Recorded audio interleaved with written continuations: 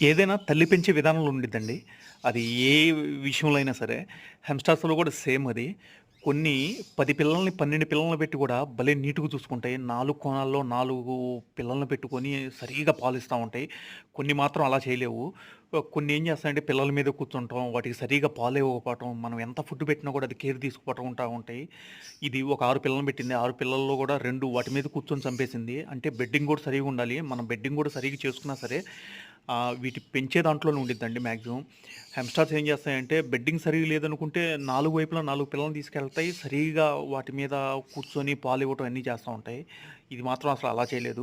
నా దగ్గర 12 పిల్లల్ని, 13 పిల్లల్ని పెట్టిన హామ్‌స్టర్స్ కూడా సరిగ్గా పాలిచ్చిన రోజులు చాలా ఉన్నాయి.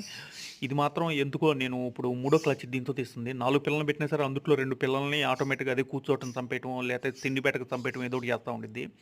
కొన్ని భలే చూసుకుంటాయి. అందుకే అనేది తల్లి బాగా చూసుకునే విధానంలో